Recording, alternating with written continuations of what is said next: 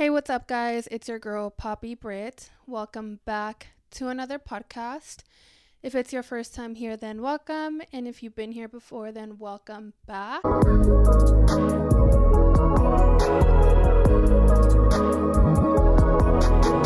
Thank you so much for making time and space for me. Before we get started, make sure to like, comment, subscribe, give me 5 stars, leave a nice, sweet, thoughtful, beautiful, sweet, nice, considerate, nice comment. So good to be back. I have had a lot going on in these last 2 weeks. New job, death, birth, everything just all at once, and it's been a lot, but I've been trying my best to navigate it all and take care of myself when I need to. So yeah, we're back and we are talking about something that is very near and dear to my heart. But before we get started, I did want to give a disclaimer because I feel like whenever I talk about this topic, people always want to give their 2 cents, and it's just such a sensitive topic right now, especially, but people can just be so vile and hateful when it comes to this topic. So I did want to give a disclaimer that this is a safe and open space. I just want to proceed with caution and just say that this is the reason I have a podcast, is because I am a person that will always speak on what I believe and what I feel. And as far as any negative comments or anyone trying to play devil's advocate or kind of counteract anything that I'm saying in this podcast, I will block, delete, and report accordingly. I know where I stand. I know my values. I know my views. I have taken the time to educate myself regarding these topics. And so I'm not going to sit here and debate and go back and forth with people trying to make them empathize with me or believe in my humanity and my right to be here and people's right to migrate and all of that stuff. So any negative comments will be deleted. You will be blocked. I just don't have the time and energy for that. Like I said, this is a podcast. I made it a podcast, and it's a solo podcast for a reason, okay? I like to sit here and yap and talk and tell myself exactly and agree with myself, okay? So this is a safe space for me where I get to voice how I feel, and maybe people also relate and also can learn something from it. That's the whole point of this. I'm not here to debate anyone. If I wanted someone else's opinion, I would have them right here, but I don't. See, the only person I have is Frida Kahlo for a reason, okay? Anyways, the reason I thought about this topic and the importance of talking about this right now is because I had someone ask me if I am afraid to speak up or go to protests and stuff as someone that has DACA. I have been posting a lot of content, and I always do, and have been going to protests and stuff like that. Peaceful protests, okay? When I go to protests, I do try to be cautious and am aware about, how to be safe in those spaces. And so I think a lot of people could benefit from that and learn, that there are undercover cops, that there are medics around, that there is surveillance, that, all of the dynamics that happen within a protest, I think are very important to know right now.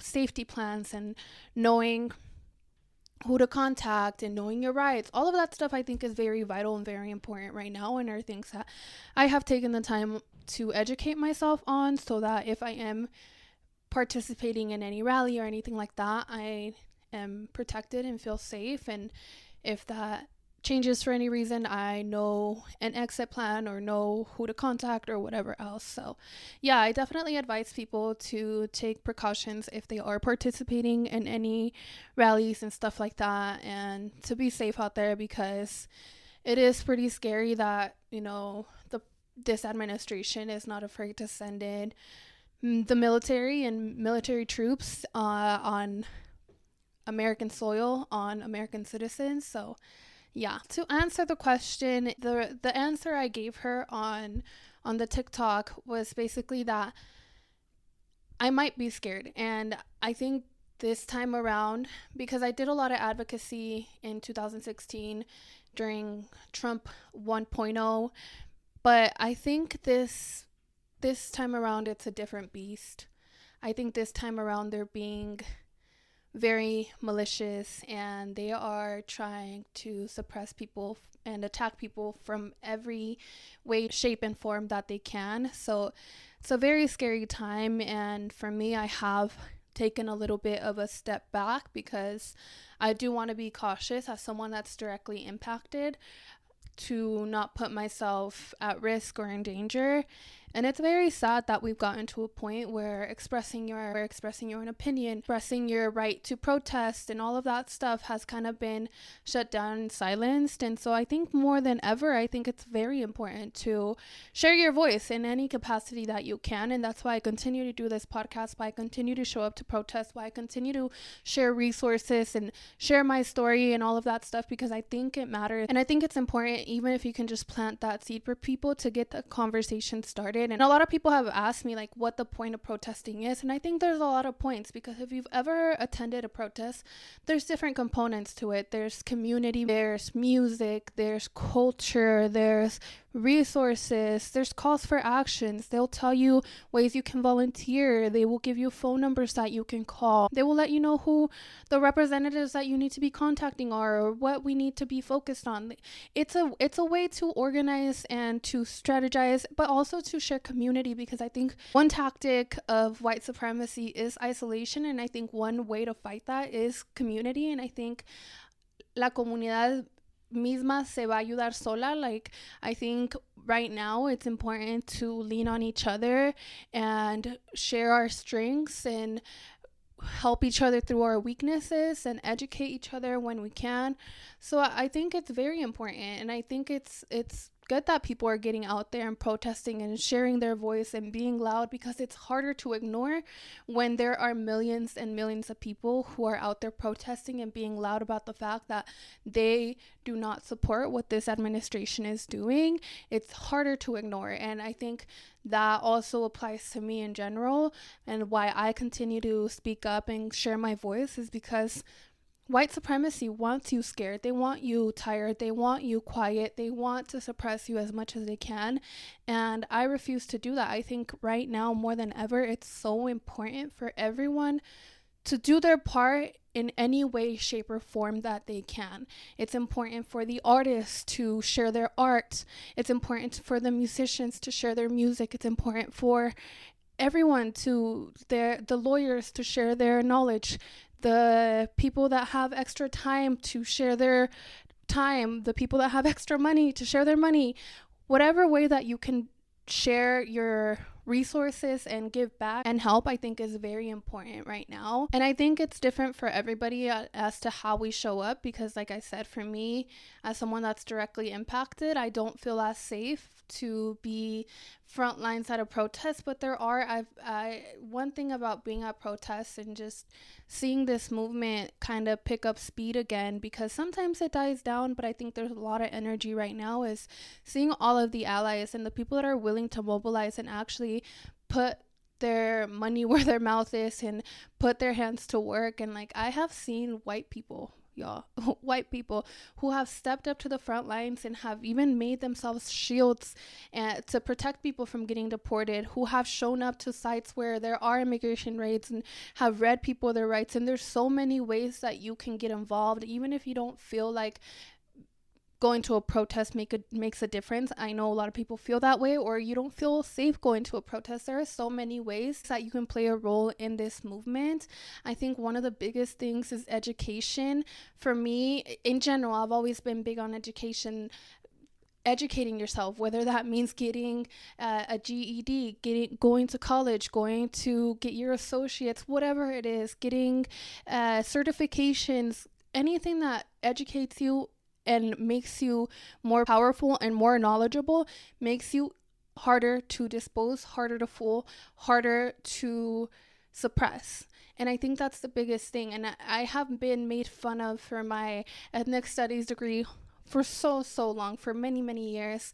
And I'm so grateful that I am now seeing la ventaja that it had for me to get that degree, because this is something that fuels my fire and that I'm so passionate about. But I think that degree really saved me, because it grounded me and it showed me that I do have power, and it has taught me the way in which people have mobilized in the past. And a lot of people like to say that protesting won't get anything done, but I need people to understand that a lot of the rights that we had to fight for and demand. A lot of the rights that we have right now, DACA, for example, people were out there protesting, and we got DACA because people mobilized and people were sharing their stories, and they put public pressure on the administration to pass this legislation. And that has happened in Colorado, and it has happened in many other states.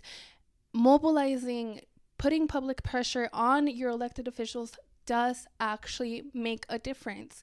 Mobilizing does actually make a difference. Calling your representatives does make a difference. Voting even locally makes a difference. It has to do with who's elected within your counties and who represents the little tiny counties where immigrants are being directly targeted. Like, it all matters. There's so many ways to educate yourself. I think one of the biggest things that I have seen as of lately is people spreading so much misinformation regarding spotting eyes and stuff like that. And I think it's so important for people to know that there's actual trainings and resources like the Know Your Rights trainings and like the Confirmer trainings with the Colorado Rapid Response Network and that other agencies in different states put on, so that we're not creating panic within communities that are already scared to leave their homes as is, and so that we are educating people with their rights, and so that you know your rights too. Even for me, like the knowledge that I have gathered even in college or throughout the jobs I've had or the advocacy I've done, everything, I have been able to bring it back home to my family. And so now I feel safe enough so that if anything were to happen to me, God forbid, or anything happened to my family, God forbid, or anything like that, like I know the steps to take so that we can make sure that we're safe and protected in any way, shape, or form.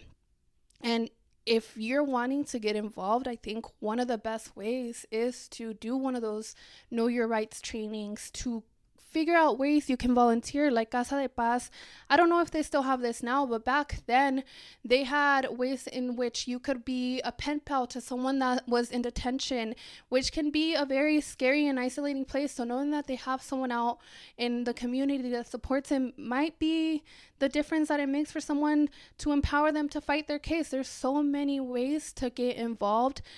But yeah, like I said, I think the biggest thing is educating yourself first so that you can educate others and spread that information and those resources and know what's available to our communities so that we can provide them with that help, because not everyone has the same access to resources, knowledge. Any knowledge that I have, any resources that I can find, I will try to share with anyone that I can. Anyone that I might know that might benefit from a DACA workshop or a legal workshop, anything like that, I will always post that.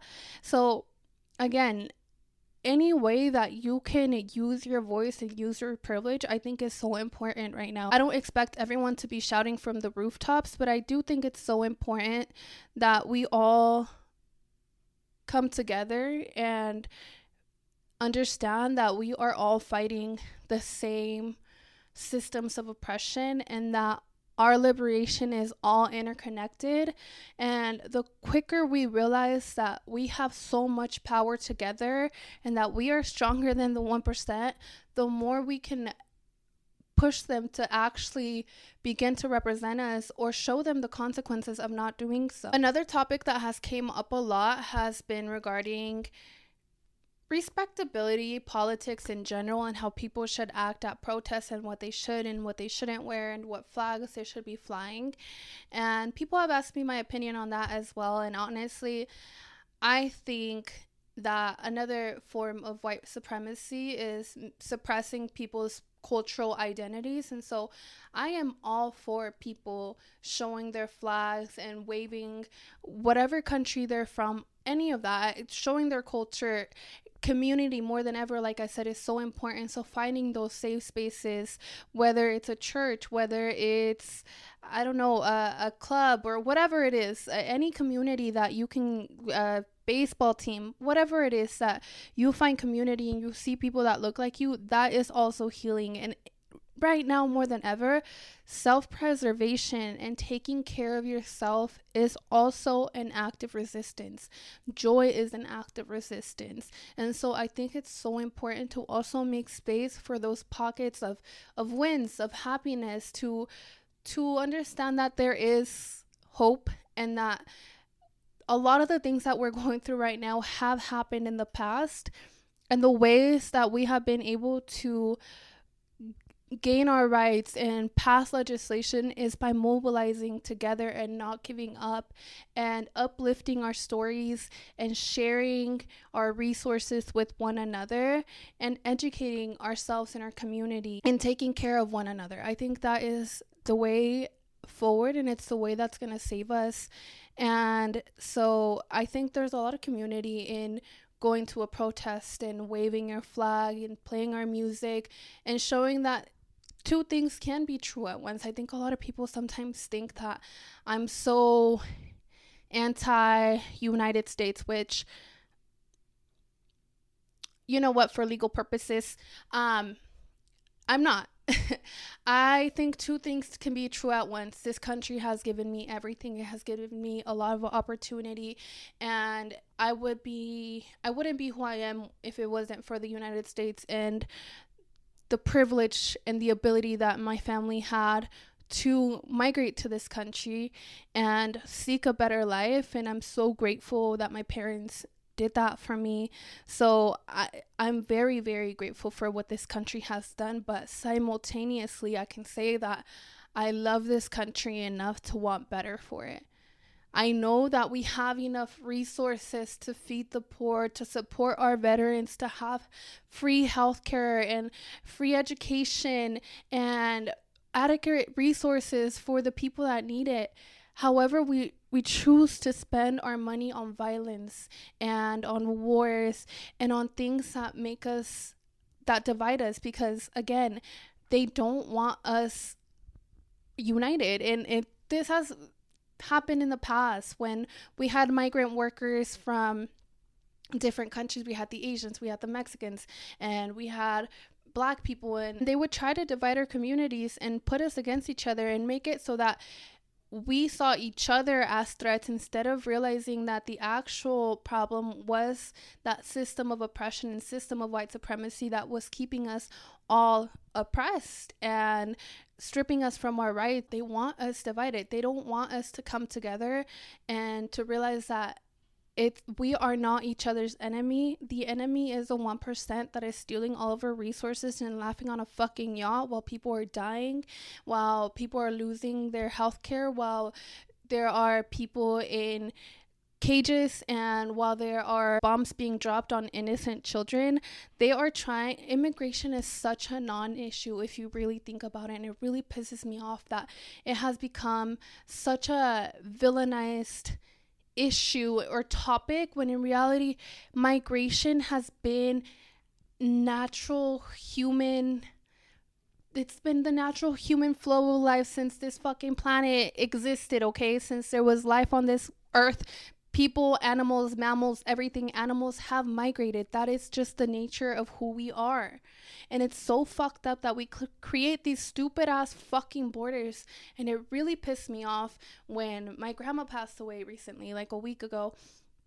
It made me so fucking angry that because of these stupid fucking laws that we've decided to create for no fucking reason other than to separate and create division and hate and to oppress people, I can't go see my grandma who passed away. It's so sad that we have minimized people so small to be only known as their fucking alien registration number. Like, people are way more than that, and it makes me so sad that people's lives are being torn apart and people's whole universe is being torn apart simply because of hatred, because of these stupid laws that have been created. And it makes me so angry too, because people tell me to do things the right way. I had this girl telling me that she doesn't support immigration because her family was German and they did things the right way, but we should have done things the right way. And I'm like, girl, first and foremost, a lot of people did come here legally. Surprise, surprise. People have came here with visas. And overstaying a visa is not a crime. It's a civil offense. Being undocumented in this country is not a crime. It's a civil offense, just like a speeding ticket is. So it's so sad to see how criminalized immigration has become, when in reality, being undocumented in this country is a civil offense. And it makes me so sad that communities and families are being torn apart, and people's whole livelihood are being stripped away because of a civil offense, and the fact that people aren't even being given due process. Like, it just makes me so angry and so sad. And I'm very blessed that me and my family and my loved ones are safe, but it breaks my heart. Like, with Father's Day recently passing, all I could think about was the dads in Palestine that have lost their children, their families, their mothers, the fathers in Gaza who have taken on the roles of medics and have shown their strength throughout this whole genocide, and the fathers that are in ICE detention right now, who should be with their families, who all they wanted was to come to the United States and provide a better future for their family. And it makes me so sad that we have alienized people to that extent, where we feel so comfortable calling people illegal or calling people aliens, when in reality, all we are is humans, and all people are doing is seeking a better life. That's all it is. All that is to say is, I really hope everyone is taking care of themselves.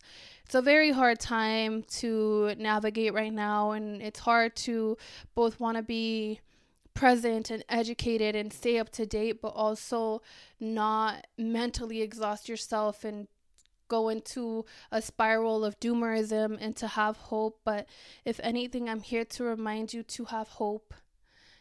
We have been here before. History unfortunately repeats itself, but we can learn from the greats, from the people that fought during the civil rights movement, the people that fought during the gay rights movement, the women's movement, all of that stuff. We can learn from all of those people. There's so many ways to educate yourself, whether it's those know your rights trainings or getting involved as a volunteer, also becoming a confirmer, so that if you're really interested in posting about ICE activity and want to become someone that can go on to those sites and become a confirmer and confirm whether or not there is ICE activity, and support people if they are being detained and help read them their rights or whatever.